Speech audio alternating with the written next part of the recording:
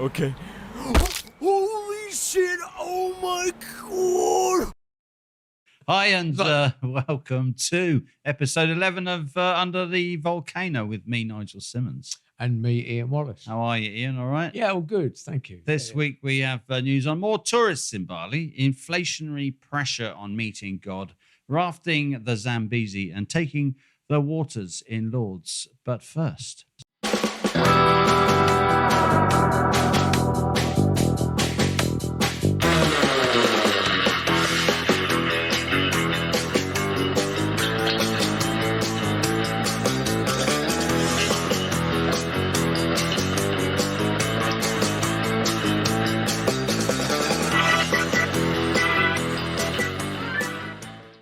And now a word from our sponsor.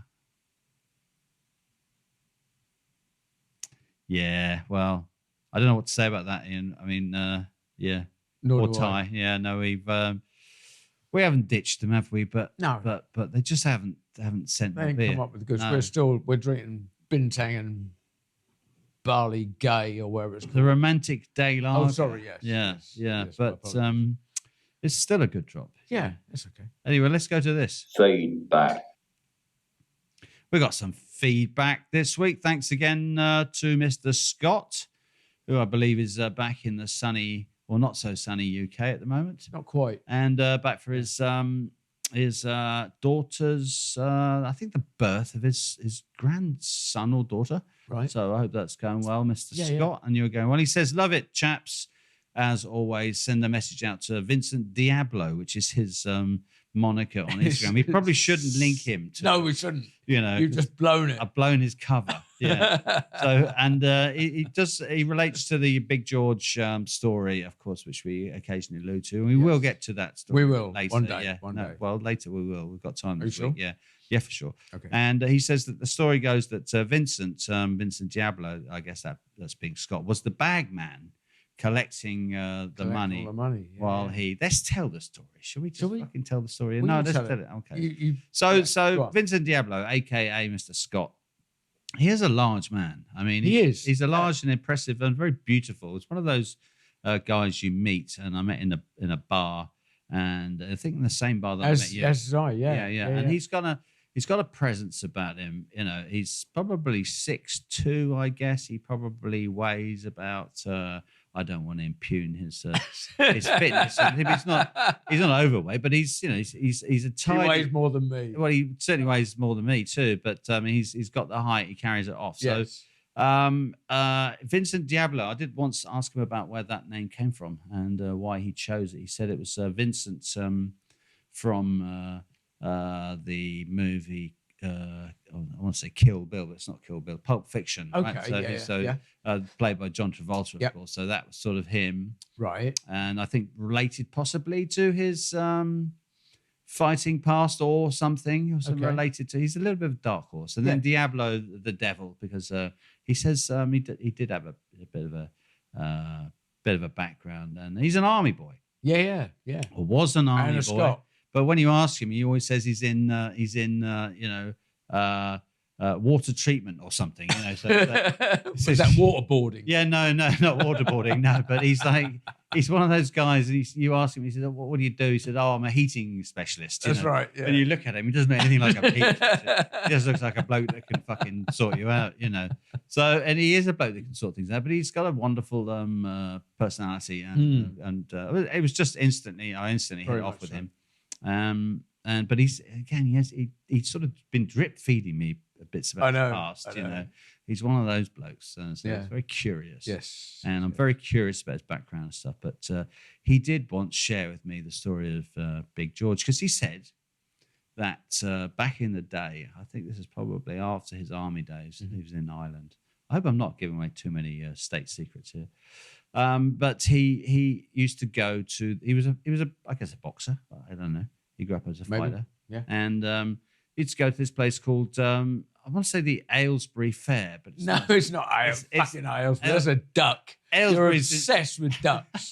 I am upset. Yeah. Aylesbury's in fucking Oxfordshire or Yes. something, isn't it? We're talking about Appleby up in Cumbria. Right. Which Appleby. has an annual gypsy fair Right. where all the gypsies go, and without I don't want to give a spoiler, but it's fucking mayhem. Have you been? No, No, but it's. I wouldn't dare. But you know about it. So Yeah, absolutely. I mean, it's a horse fair, right? Yeah, but it's a gathering of Romanies, travellers, gypsies. Pikeys, you mean? No, Not pikeys. Is that not a No. word that? no, So what? no. What's a pikey then? That's a It's not very Romany. derogatory term For. for Romanies and gypsies Okay. and travellers. Okay, right. I stand So corrected. we yeah. won't use the word pikey, Right. Okay. No more but pikes. but it's mad. Yeah. It's fucking mad. Yeah. I can't even tell you where Cumbria is. Can't you? No, You've been away for too long. I have. It's at about 11 o'clock on the map of England. Where's 12 o'clock? 12 o'clock in Scotland. I mean, it's not Norwich. 12 o'clock is Scotland. Okay.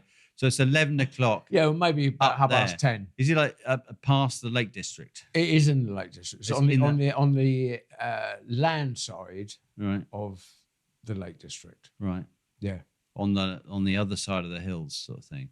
As you're starting to go into the hills. Right. Yes. And then And that would be the hill that George. yes. Obviously- So the Appleby Fair. I did look it up, and you can check it out on.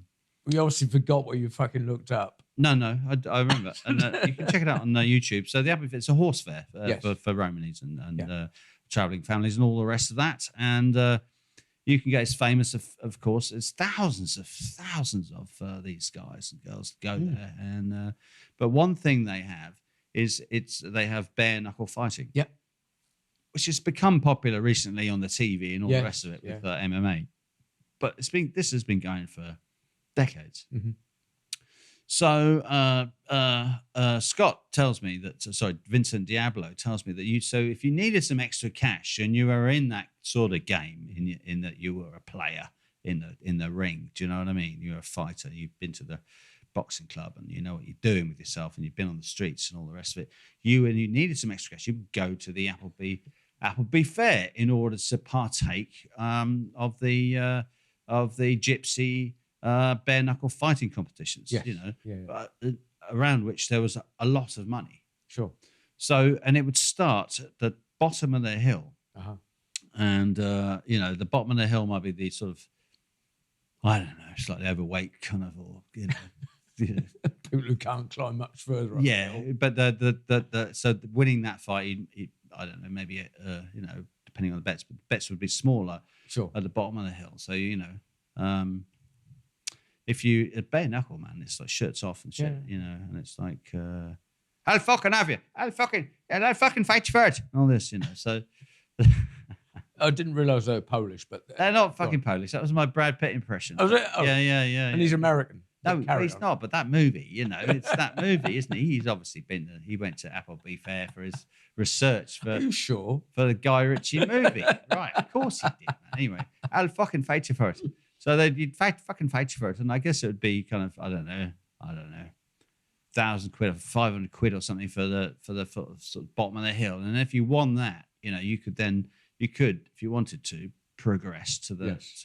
further Up the hill. where there would be a slightly more serious fight, a more serious level of fighter, and the bets would therefore be bigger. And you got to remember, in the Romani and that community, Yes. you've noticed how I've stopped using the word. You've done very well. It's family based, Yeah. So there are certain families, famous families, that populate. I mean, they are extended families. I mean, the Romanis have gypsies have a clear culture and extended. They families. do. So they're very large. Yes, they it's a do. fucking clan, right? So Yeah. you got your whoever's. You got your. I can't remember the names of them, but they, Smith. yeah, whatever. It's not Smith, but yeah. And so anyway, so Vincent Diablo needed some extra cash. I decided he had some extra cash. He got this mate, right, called George, Yes. and it was a big bloke, George. Hence the name. Yeah, hence his name was Big George, and Big George was a fighter of some repute, Yep. and of some size. So I think they started. So Vincent's gone along as a sort of wingman, if you like, and Big George is going to take part in this famous Appleby pikey Romany fair, right?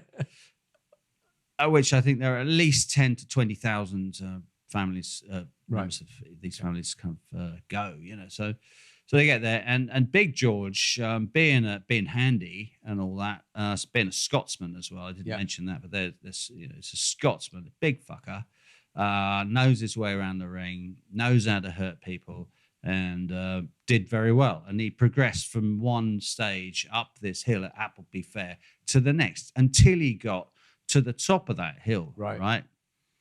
Which at which there is serious fucking money.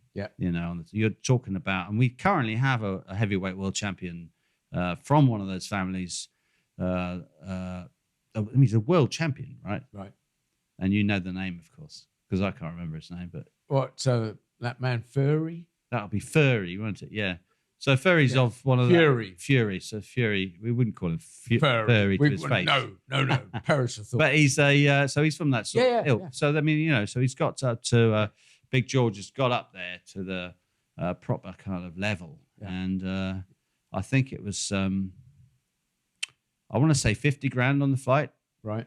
And I guess we're talking back in the day of in the probably early 80s. Yeah. It could easily have been 500,000. Yep. It could have been 5 grand. I'm not sure. Anyway, it was a serious amount of money in terms of cash. Depends on who's telling the story. But if I'm telling the story, it's 500,000, right? If you're telling the story, it's probably 50 grand. I think it was probably more like 5 large in notes in a bag, So Big George has got up there, and there's no ring, man. It's just a fucking bunch of people. You can see the videos. It's a bunch of people with a sort of referee, and they just fucking go at it, until somebody basically gives up.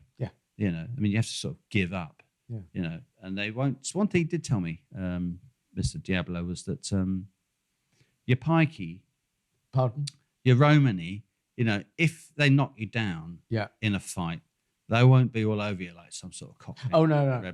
Some Stella drinking cockney rebel, because they won't kick you when you're down and get on you. They'll wait for you to get up, and then they'll beat you again. Do you know what I mean? So that's there's only some basic rules. Anyway, so he gets up there, Big George, and he fucking lands all the right punches. And after a couple of rounds of intense bare knuckle, fucking bloody fighting, the other guy, the Gypsy King, champion or whatever, fucking gives up, and Big George wins the fight. At which point, all fucking hell breaks loose, and because that ain't supposed to happen. You can't have some Scotsman come to the Appleby Fair and beat the shit out of their champion fighter. It's just, you're not going to get out of there easily, and they didn't get out of there easily. So what happened was they got the bag, and I guess Diablo got the bag, and then out come this Shawn off shotgun, and Big George and Vincent had to fucking hightail it down the hill.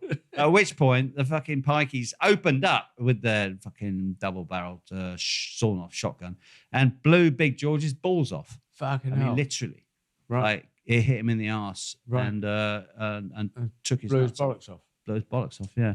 Wow. But Vincent didn't drop the bag. Good man, Vincent. That's what you need from a bag man. That's right. A bloke who can carry your home on his back with the bag, get you in the car, and fucking get you to hospital. So anyway, that's our story about. So now you know. Now you know, people. We can stop torturing you with the details. Yeah, and thank you, Mr. Scott, for your wonderful feedback for that story that may or may not be true. Yeah. Anyway, let's go to this. This week from the Sano Weekly. It's official in the Sano. It's official. The Sano Weekly. Russell. Made a print. Love a bit of paper, a bit of staples. All that. There's fuck all in the Sano Weekly this week. So while we would love to bring you our regular section, I mean, I've really had a trouble, Ian, to find anything of any fucking interest in this. There's nothing going on. There is things. There are things going on. Well, it's fucking horrible stuff about people drowning. Yeah, but that to me, I mean, of course, I have massive sympathy for anybody that dies and their family and all the rest of it. But it's like that happens every week. I know. Yeah. It has recently, week on week almost. Yeah. People not taking notice of riptides and the warnings and stuff and fucking dying. And they're on the really popular beaches. Yeah. It's not like you're fucking miles away anywhere and remote. No. Really sad. I've really. been to, when I first arrived here, Mhm. I used to go to those beaches, to sort of Leghorn Beach and Yeah. Double Six and all that. And they are dangerous rips there. Oh, it's horrible. It's horrible. And there's also the sand. You think it looks flat, Yeah. but as soon as you get out, But it ain't. no, there's a fucking Yeah. It fucking massive drops. hole. Yeah. It doesn't drop. It's shallow at one point, and Yeah. a meter to the right, it's fucking Yeah. 8 meters deep. Yeah, So yeah. if you get into one of those holes, fleety, and you're out there on your surfboard and you're trying to learn to surf, and then your leash breaks. That's what happens because you rented some shitty board off Right. the beach. Yeah. That shitty leash is broken. Yeah. Your board's gone. You're out of your depth. Yeah. You're struggling, and literally, you can You're only fucked, do that yeah. for even a strong swimmer. Mm. You can't swim against that tide. You can't paddle water for more than 3 minutes. No. Being pounded by those waves, No. you're fucked. No, it's really sad. Yeah, Really sad. that's why I gave up surfing, because it was just too dangerous. And that's why I've never started surfing. That's a good idea. Just don't do it. Yeah. So we've had Don't a do it, drown. kids. Don't do it, kids. No, well, do, but get some proper kind of, training or something at least. Yeah. There's been a drowning. But again, I just don't see that as news. What else is in there? Well, the president has been confirmed. The new president, Mr. Prabowo, has been confirmed as the next head of state here. So there's that. Even though there has been some contesting, as usual, I think, from the sort of losers, if you like. Mhm. But again, interestingly, Prabowo, famously a general from the past with a bit of a dark history, I'd say. Is backed up by his running mate Gibran, who's the son of the outgoing. the outgoing President Jokowi. So I think again we've bridged some sort of consensus politics here in Indonesia, and I think that the world should probably take note of that, because Yeah, no, I think that's fair to say. that ain't where we're going in America, is it? No, or England, No, it seems. no. It seems. Although I wonder whether one might come up, if when a Labour government gets in. When, yeah. I think when, really. I think it's a done deal, looking at all the polls, right? Yeah. And I've been listening to that podcast, The Rest is History, Yes. which is famously with Rory. I know you're talking about Rest is Politics. The Rest is Politics, sorry. Rory Stewart and Alistair Campbell. Who was Tony Blair's kind of press yeah. guy, whatever. Very interesting But podcast. he's obviously deeply Labour, and Rory's obviously conservative, royalist. Well, yeah, he's a sort of lapsed conservative, isn't he? Yeah, but it's- interestingly, when they discuss stuff, are like a bunch of fucking adults. They agree to No, disagree, it's sort of thing. really interesting. That sort of consensus, is really where politics should be. Absolutely. I reckon. And I think that's where the world's, should Polarized shit that's going on. And I mean, we don't need another fucking Boris Johnson No. And the world doesn't need Donald Trump, frankly. No. Even though I recognise the need for change. But we need to lighten up. Oh, we do. Yeah, do we? Okay. Yes. All right. I can't find anything funny though in the Sano Wiki. There ain't nothing funny. Oh, so there's this bit I thought was interesting, and there's because we talked about in the intro inflationary pressure on Oh yes. on meeting God. Yes. So there's been a massive increase. You've got to save up to meet God. You have now, yeah. So there's been a major ticket price hike announced at Bali's Basaki Mother Temple. For anybody that's not been here, that's the one sort of under the volcano Where we are. where we are, and it is a huge complex of a bit like the Appleby Fair. You go up the hill, and there are sort of public areas, and the further you go up the hill, it gets more exclusive. If Appleby was a product, you've just placed it. I have, yeah. So it sort of, as you go up, it becomes more holy, and the closer you get to the so not everybody's allowed above certain Not even areas. But after a number of Bali's most important and popular temples, such as Tanalot, etc., have raised their entrance fees, Bali's largest and most important temple, the Mother Temple of Basaki, has followed suit.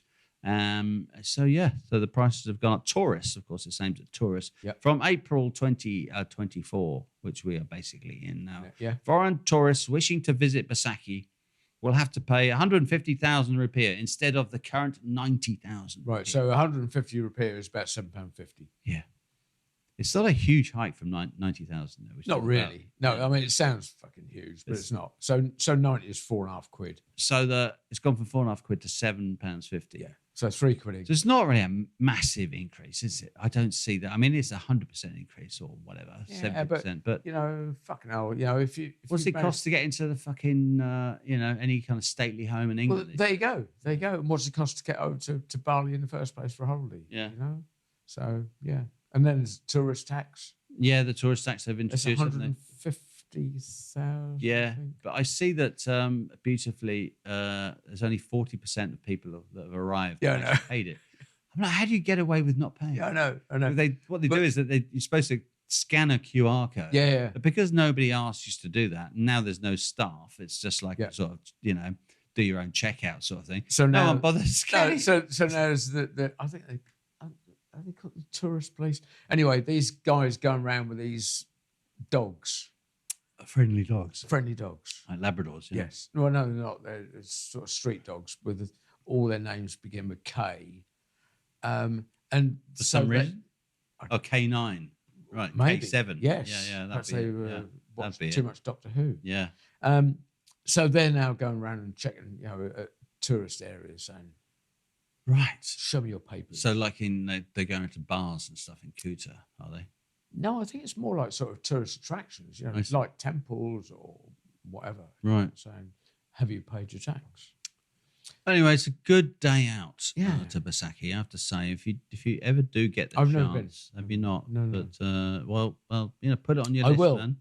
I Put it on your list. Make sure you pay your 150,000. Put your Absolutely. sarong on. Dress appropriately. Yes. Yeah. And be prepared because there's a lot of steps. Yes. It's a big climb, like the Appleby Fair. Probably more steps. But without a bloke at the top with a shotgun. Going to blow your balls off. Yeah, bless you, George. Yeah, but a good day out. Have you had any great road trip? That one. We were going to talk about road trips. We were. weren't we? Yeah. We were. And you If did still got mention that you'd been around on your motorbike. Yeah, I used to do a lot of touring on my bikes in the past sort of 15 years or so.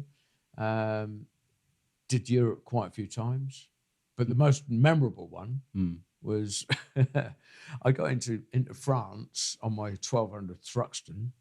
Right. That's a Triumph. A Triumph. And my gout kicked in. Your gout. Yes. I mean, like Henry VIII. That sort of thing. Oh. Too much Stilton and red wine. Wow. Yeah, it was a bastard. It was. Anyway, so cut long story short. So I was going down through France. My aim was to go through Andorra, down in Spain, that sort of thing. And I thought, this is fucking awful. I'm going past Lourdes. Lourdes, of fame, the Yeah. water, taking the waters. All of them Lourdes. bloody disabled people. They go there. What, don't go they? there? Yeah. And people are dying and stuff. Right. So anyway, I thought I'll slide into Lourdes. That's handy. Yeah, well, See what they can do that's with on the way. I'll see what I can do. See what I do about my gout. Yeah. Oh wow. So I went.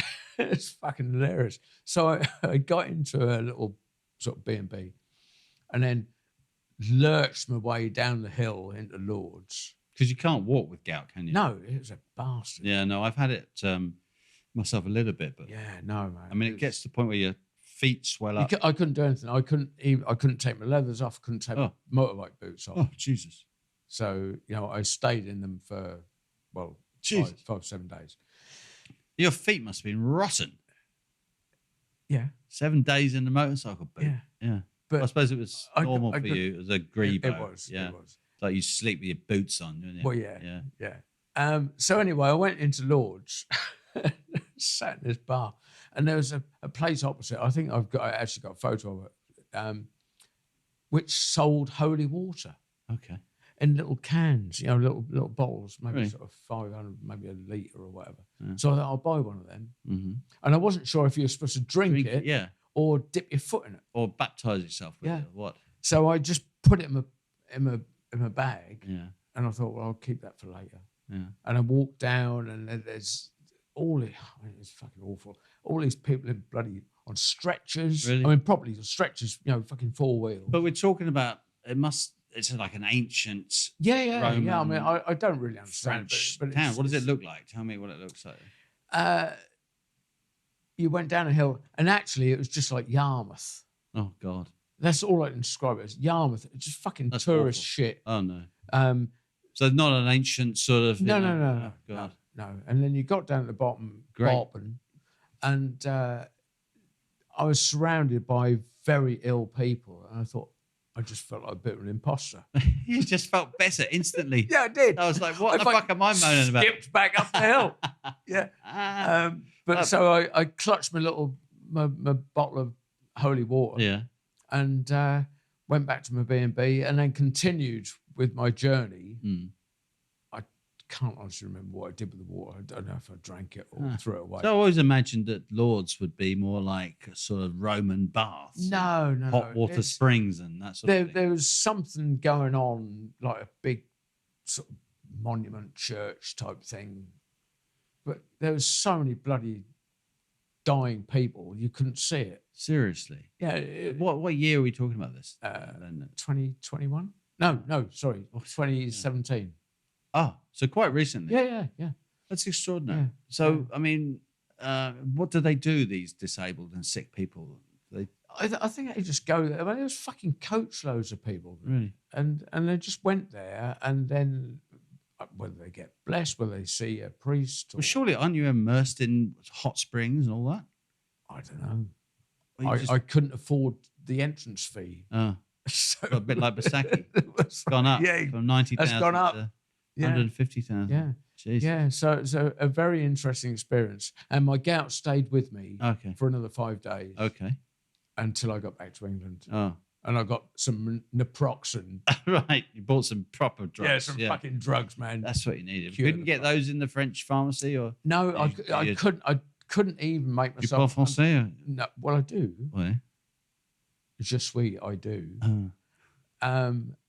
But I couldn't buy even paracetamol. The last place I stayed at, which I had a lovely shark steak with vodka. Okay. That was nice. Yeah. But she didn't understand that I was in so much fucking pain. Really? And I needed paracetamol. So you couldn't. And she said, je ne sais pas. Je ne sais pas. Yeah.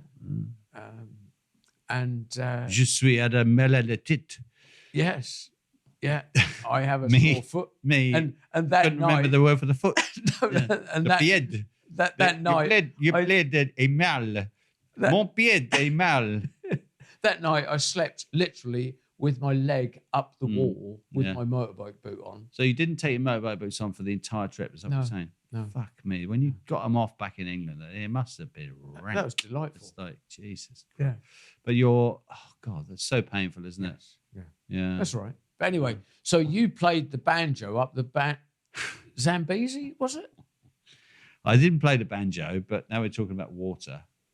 There is a famous body of water in Africa, and called the Zambezi, which you may Not have heard of. particularly holy.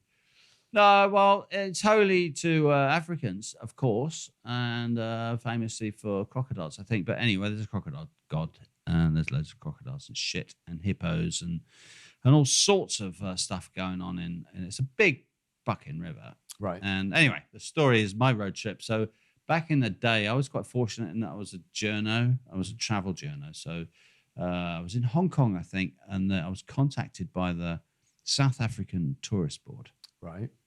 This is back in the day when they had money to spend on oiks like me on magazines, you know. Yeah. So I was contacted by the South African Tourist Board and said, would you like to come to South Africa? We would love to host you to South Africa. Wow. And it'd be like a 3-week trip, and we'll take you everywhere. We'll do Joburg, we'll do Cape Town, we'll do, the mountains and this and that. Nice. And I thought, fuck yeah, I'll do it. So I went over there, and then on the back of that, I arranged, because I had some mates living in Zimbabwe that I'd met in Hong Kong. Shout out to David Fox and Simon Fox.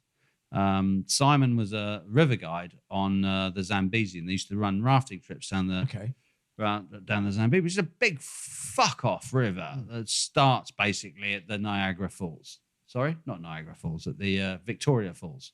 Niagara Falls being in fucking Canada, of course. Where some bloke threw himself onto a barrel. Yeah. So, I mean, so what I did was I did this trip in South Africa. It was kind of great. Right. And the final leg of the South Africa kind of tour, a press tour, if you like. And I was with me and Jilly, my great friend and partner in crime back then.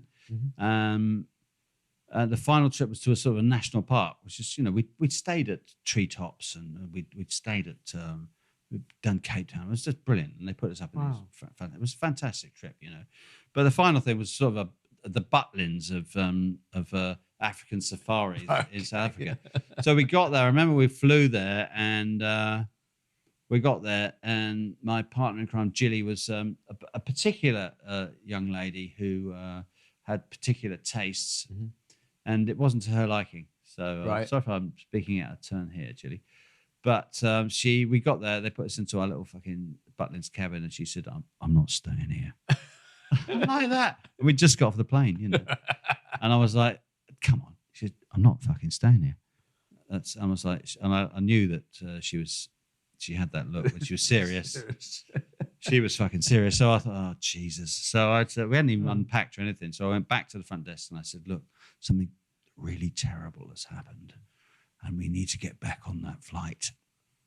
And they said, and I was so distraught looking, that I intimated that obviously somebody had died. But I didn't actually say, I didn't tell the lie. No. My father's, on his death. No. So they just, heard it in my voice and then they went, oh, okay. So they radioed to the airport, which wasn't far away, and they held up, there's a DC-9. If you know airplanes, there's a few iconic airplanes of this century. As a twin prop? Yeah, so it's a twin prop, sits at sort of a 30-degree angle on a little tail wheel. Yeah. Absolutely stunning aircraft, Yeah. Like a classic aircraft that's been in so many photo shoots and whatever, from, I guess, the 30s or 40s. Just a propeller airplane. Yeah. Brilliant, just amazing. Anyway, they held it up as we piled our bags back into the transport and then shot, and they were straight down the tarmac, for the waiting DC-9. So we got on the DC-9. Right. And it was Escape from South Africa. And then we flew from there to, I guess, Harare in Zimbabwe. Yeah. Where we were destined to then fly on to Bulawayo. And then from there on to Victoria Falls, to start our rafting trip at the Zimbabwean side of the Zambezi River, which of course goes through Zambia and stuff and onwards. So we get to Harare, fine. We get our connecting flight to Bulawayo. This is again in the 80s, and Bulawayo wasn't a big town, it wasn't a big airport. They're tiny, one of those tiny airports. So got the fucking DC-9 to Bulawayo, get off, expecting to get on the next flight in a couple of hours, at which point the woman behind the desk said, oh, sorry, bwana. Sorry, that was my bad Polish accent. Yeah. The flight's been cancelled, so it's not coming from that. There was a weekly flight, and there's fuck all in Bulawayo. There's fuck all. At that point, there was fuck all in Bulawayo. It was like the airport was literally a hut. So there was a hut. And I'm like, I just went like, what? Oh, so what? And she walked away, And I thought, I fucking looked at Chile and she looked at me and I thought, what the fuck? We're just stuck in this fucking hut literally in the middle of Africa. And she came back, this large-assed white woman, God bless her, who was running the airport. Right. Kind of thing. She seemed to be doing all the jobs, And she said, I said, look, I really need to get to the falls, Victoria Falls. And she said, well, there is one option. And I said, what's that? She said, we've got this Land Rover, it's a new Land Rover, brand new. Ooh, it's just been delivered. It's been sat there for 2 weeks until we find someone who can drive the fucking thing for 6 hours to the Victoria Falls. Okay. And I said, I'll fucking take it. Yeah. We gave her $500, as I remember, and then we took charge of. Yeah, I know you love a Land Rover. Yeah. It was a new Land Rover at that stage Wow. in the 80s. It was one of those ones with the sort of flat Yeah, like back or tray whatever. back. Like, Yeah. yeah. And but inside was the cabin. Yep. And I just remember it was classically that green, Yep. you know, and inside the interior was that grey kind of seating and stuff. Do you remember? With the vinyl. with a huge steering wheel like that. But a 2 very foot brush. stand up, Yeah. kind of stand up position. It's not built for comfort at all, you know, but it's built, it was new at least, you know, and it ran like a fucking dream. Yeah. It's this square boxy thing. Anyway, I got in that, man, and I set off, you know, from Bulawayo to Victoria Falls, and with the window down, found some beers, fucking hit the road, you know. Fantastic. And along the way, there's lots of hitchhikers, you know, in Africa, because, you know, generally the mode of transport back then was walking. So you'd walk for days, you know, to get anywhere. Like a bicycle. And then if a car came along every other day, you'd put your thumb out, sort of thing. So we picked up quite a few people. So in the end, after a few hours, we had like, you know, fucking 6 Maasai, Fantastic. you know, guys in the back, and this and that collection of people, not really Maasai, but do you know what I mean? They were just like boys going places. And we drove to the Victoria Falls, and we stayed at the Victoria Falls Hotel, which is absolutely fantastic, which is still there. Yeah. It's stunning. You can, I don't know if it's like this now, but you can still sit on the edge and watch that incredible waterfall. You know. Is it a waterfall? It's an event. I don't know. Yeah. It's a massive more than event. waterfall. Yeah. Yeah. So then we connected with Simon, who was working for this rafting company, and then we did a 7-day camping rafting trip down the Zambezi. Fucking hell. Yeah. Fucking awesome. Wow. Well, my little tale of Lourdes pales into insignificance. I don't know about that. I mean, But I've always loved Africa. What story? Yeah, what story? I was born in Africa, you know, in Ghana. Yes, yeah, you were. I was. You were. So I've always had I remember. I've always had this sort of affinity with it, if you like. Sure. And I spent, that time there in Zimbabwe, and it was an amazing trip. And if you ever get the chance, anybody ever gets the chance to do that rafting trip down the Zambezi, fucking do it, because it's not rafting; it's you kayak. You know, so you're in kayak, hard shell, but like large canoes, basically. Yeah. And the one thing about Africa is that there are animals there. Mm-hmm. I mean, there are animals everywhere, but there aren't generally in Asia animals still around that will eat you, you know? No. So the one thing about Africa is in that gorgeous, wonderful place is that if you're in certain parts of it, there's a pretty good chance if you're walking home at the wrong time of night, You're not going to make you know, that something's going to fucking Yeah. eat you, you know? Yeah.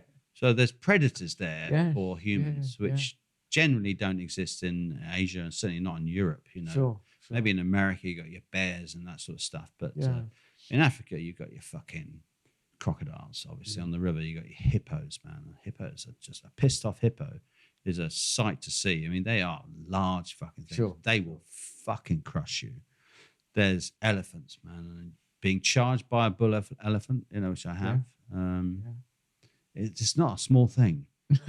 You know, it's a life-threatening fucking, you know, life flashing before your eyes kind of event. You do not want to piss off a bull elephant, you know. You really do not. And you do not want to piss off a hippo by, you know, paddling over him on your fucking kayak, you know. They get pissed off and then they shit in the water. If they're really pissed off, they shit a lot in the water and they flap their fucking tail around. Right. And they spread around the shit. There's a warning sign. So you do that again, I'm going to come and open my fucking massive jaws and crush you in two, you know. And that's what they do. They don't fuck around. So I remember once also on the river, we'd camp on the riverbank, you know. So you set up your tent on the riverbank. And I got up in the middle of the night once for a piss. And so you never see hippos generally. You're like they're under the water. So you see them maybe when they come up, you'll see their head, You see their eyes, don't you? Okay, yeah. Just, yeah. But when you get up in the middle of the night for a piss on the riverbanks of the Zambezi out of your tent, because you've had too many beers and all the rest of it, and you stand up and the moon's out, and you look around and there's all these massive shapes. I mean, a hippo is probably like 3 to 4 times the size of your average cow. Right. Okay. So it's a big dark shape, and you Yeah. go, "What the fuck is that?" But there's a few of them around. What the fuck is that? And they're very quiet, and all they're doing is eating the grass. And you go, Humans. "Fuck me, what is that?" It's like it's a fucking hippo. Yeah. It's the size of a rhino. It's Yeah. huge. Huge fucking tusks and shit. So I was like, "Oh, quick piss. I'll go back into my tent." So anyway, there's that. But yeah. Then the other thing, of course, that that's if you're on the river. But if you're not on the river, and you're just generally, let's say, in I don't know, Tanzania or Kenya or whatever, and you're walking home, you've obviously got your lions. So your lions are pretty lazy and all the rest of it, but they need to eat as well, man. And if you see a lion up close, if you've got a cat, you see the cat, your domestic cat, jump. You see it jump from the floor to the top of the cupboard. So it might jump like 5 feet like that. Sure, Yeah, and you go, okay, like that. Okay, you multiply that by the size of that cat times the size of a lion. Yeah. Or a leopard. Yeah. Which is maybe what 500 times. You get some idea of the ability of a large cat, African cat, and how far it can jump. So you're talking about that cat can do easily fucking 20 meters. Yeah. Up. Yeah. Or across. Yeah. Just jumping. Not talking about running, because they run like fuck as well. But it can jump. Like, But you see, that sounds as scary as it was in the late 70s, walking back along Dereham Road from the shrub house. yeah, but it's not. I mean, because then you're just dealing with drunken oiks from the fucking pub. Yeah, but They are a bit more vicious. I'll give you that. Exactly. Yeah, I'll give you that. They are. You can reason with a lion. You can't. No. The other thing, one of the first things they tell you, like if you've got mates who live in there, actually grow up there and all the rest of it. So if you're in the bush, so when you go for a piss, you're sort of okay, because you just kind of get your cock out and have a piss, if you're a boy. But if you're going for a shit, then you do not, like in the Western, you take your trousers down and put them around your ankles. You have to take one leg out of your fucking trousers. And maybe they do this in Australia too. If you take your pants down, man, you need to take one foot out of your pants. So that I'm fucking serious here. So that when that lion comes upon you because it's shocked at you, but turns that bush and sees you there as food, you can fucking get up and you can fucking run, man. And that's what Vincent did with Big George. Up that hill. Down that hill, man. Or down, he was coming down, wasn't he? Yeah. So, yeah. Brilliant. Man. Tidy. Bang tidy.